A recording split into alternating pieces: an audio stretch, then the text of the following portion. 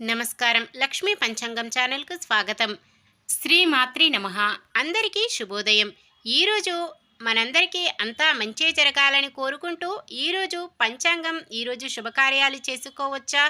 ఇంకా ఈరోజు దినఫలాలు మరియు ఈరోజు పండుగ దాని ప్రత్యేకత తెలుసుకుందాం. జీవిత సత్యం.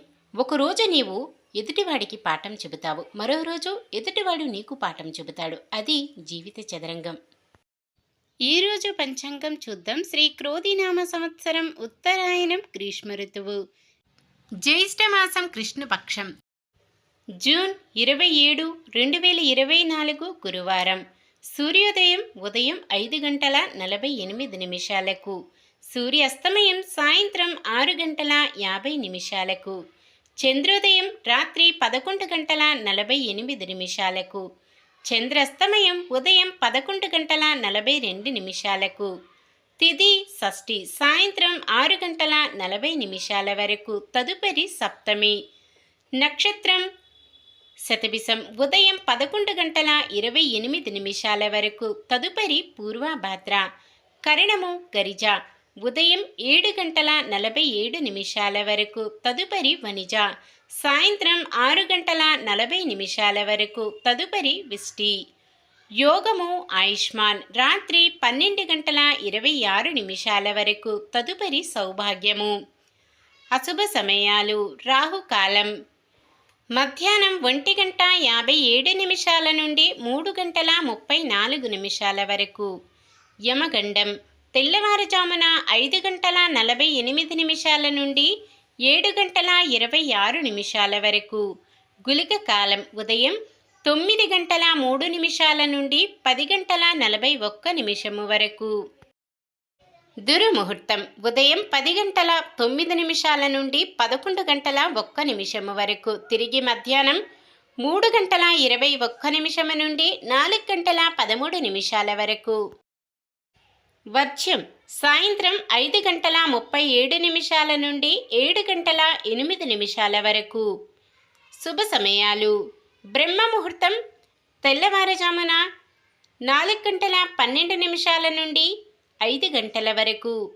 అమృత గడియలు రాత్రి 2:39 నుండి 4:09 వరకు. అభిజిత్ ముహూర్తం ఉదయం 11:53 నుండి 12:45 వరకు. జూన్ 27 గురువారం. ఈరోజు మంచిదైనా ఈరోజు శుభకార్యాలు చేసుకోవచ్చా తెలుసుకుందాం. ఈరోజు ఉన్న తిథి షష్ఠి సాయంత్రం 6:40 వరకు ఉంటుంది. తదుపరి సప్తమి. షష్ఠి తిథి శుభకార్యాలకు అనుకూలమైన తిథి కాదు. తదుపరి వచ్చే సప్తమి తిథి సకల శుభకార్యాలకు అనుకూలమైన తిథి. సప్తమి తిథితో విష్టీకరణం ప్రారంభమవుతుంది. విష్టీకరణం శుభకార్యాలకు అనుకూలమైనది కాదు. ఇంకా షష్ఠీ తిథి గురువారం కలయికతో దగ్ధయోగం ఏర్పడుతుంది. దగ్ధయోగ సమయములో శుభకార్యాలు చేయకూడదు. మొత్తానికి ఈ రోజంతా కూడా పంచాంగం ప్రకారం శుభకార్యాలకు అనుకూలంగా లేదు. ఒకవేళ ఏదైనా శుభకార్యం కాని పని చేయవలసి వస్తే శుభ సమయము చూసుకొని చేసుకోవచ్చు.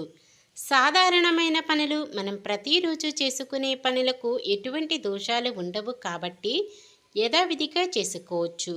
గురువారం దక్షిణం ఆగ్నేయం దిక్కున ప్రయాణాలు చేయకూడదు. సూర్యుడు మిథున రాశిలో ఉంటారు. చంద్రుడు తెల్లవారుజామున 4:28 వరకు కుంభరాశిలోనూ తదుపరి మీనరాశిలోనూ ఉంటారు. నిన్న మేమడిగిన ప్రశ్నకు సమాధానం. లక్ష్మణుడు తన తదుపరి అవతారంలో ద్వాపర యుగంలో కృష్ణుడి అన్నగా బలరాముడిగా జన్మించాడు. ఈరోజు ప్రశ్న. రావణాసురుడు ఏ యుగానికి చెందినవాడు? సత్యయుగం, త్రేతాయుగం, ద్వాపరయుగం, కలియుగం? మీ సమాధానాన్ని కామెంట్లో తెలపండి. ఈరోజు పుట్టినరోజు మరియు పెళ్లి రోజు జరుపుకుంటున్న వారందరికీ ఆ శ్రీ మహావిష్ణువు లక్ష్మీదేవుల ఆశీస్సులు ఎల్లప్పుడూ ఉండి వారంతా సుఖ సంతోషాలతో సకల సంపదలతో జీవించాలని మనస్ఫూర్తిగా కోరుకుంటున్నాను. ఈరోజు మన దినఫలాలు ఎలా ఉన్నాయో తెలుసుకుందాం. మేషరాశి. రావలసిన సొమ్ము అందక ఇబ్బందులను ఎదుర్కొంటారు. వృషభ రాశి పట్టుదల వీడకుండా ఎటువంటి కార్యాన్నైనా సాధిస్తారు. మిథున రాశి గృహ నిర్మాణ ప్రయత్నాలకు కార్యరూపం ఇస్తారు. కర్కాటక రాశి స్థిరాస్తి విషయంలో నూతన అగ్రిమెంటులు చేసుకుంటారు. సింహరాశి కీలక వ్యవహారాలలో విజయం మీదే.